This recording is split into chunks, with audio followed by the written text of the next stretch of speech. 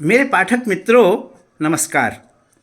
साहित्य मानव मन की वह उपलब्धि है जो हमारी संवेदनाओं को शब्द देती है। इन संवेदनाओं और उनसे उपजे शब्दों से हम जीवन की उन गुत्थियों को समझने के द्वार पर पहुंच जाते हैं जहां से मानवता के अंकुर प्रस्फुटित होते हैं। साहित्य की अनेक विधाओं के बीच लघुकथा अपनी त्वरित पठनीयता और संप्रेषण क्षमता के कारण शुरू से ही पर्याप्त लोकप्रिय विधा रही है।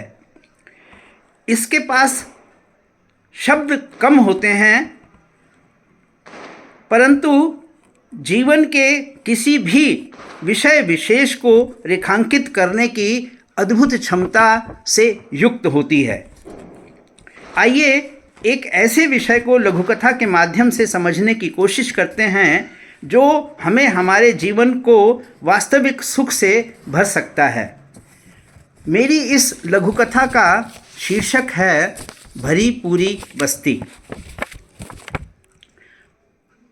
खोया खोया सा है, कुछ बोलता क्यों नहीं।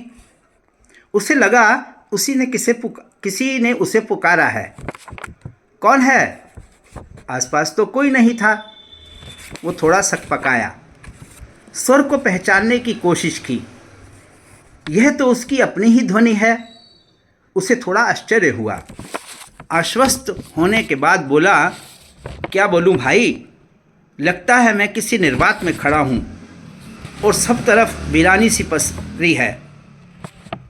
न जाने कब कोई धक्का देकर मुझे कहाँ गिरा देगा या मैं स्वयं ही गिर पड़ूंगा, मैं नहीं जानता। मूर्ख है क्या? भरी पूरी ज़िंदगी है तेरी।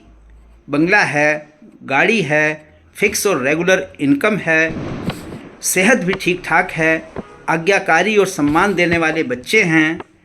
तुझे कभी किसी के सामने हाथ फैलाने की ज़रूरत नहीं पड़ी। घर समाज में तेरी एक खास जगह भी बनी हुई है और ज़रूरतमंदों की जब तब मदद भी करता रहता है। और तुझे क्या चाहिए ज़िंदगी से, जो इस तरह गुमसुम सा बैठकर ज़िंदगी में शून्य की कल्पना कर रहा है? हाँ, वो तो है, पर सोचता हूँ कि ज़िंदगी को मैंने क्या दिया या ज़िंदगी से मैंने क्या लिया। तू क्या देगा भाई? जब ज़िंदगी तेरे पास आई थी तो तेरे पास था ही क्या जो तू ज़िंदगी को कुछ दे पाता। जो कुछ भी तेरे पास है वो सब कुछ तो तुझे तेरे वजूद से ही मिला है ना।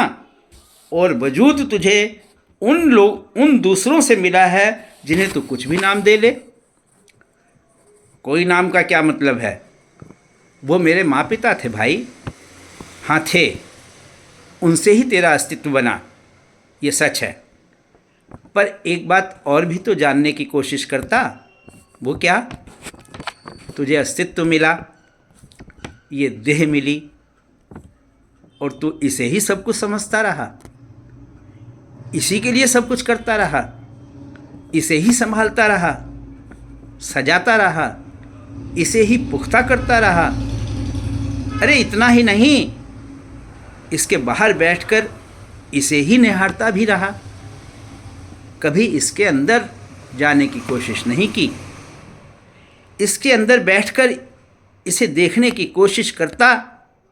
इसके अंदर की विशालता, इसकी विकरालता, इसकी सुंदरता और इसमें समाई हुई कलाकृतियों को परखता और समझता तो शायद तू यह न कहता कि तू किसी निर्वात में भटकता हुआ उद्देश्यहीन पिंड है।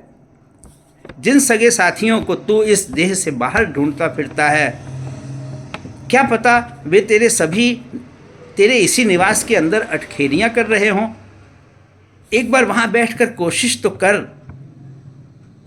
स्वर और आग्रह उसके अपने ही थे। उसने प्रयोग के रूप में इस सलाह को मानने का निर्णय ले लिया। उसने पाया कि उसके पास खोने के लिए तो कुछ है ही नहीं। अब वो किसी निर्वात का नहीं, एक भरी पूरी बस्ती का आजाद बाशिंदा था।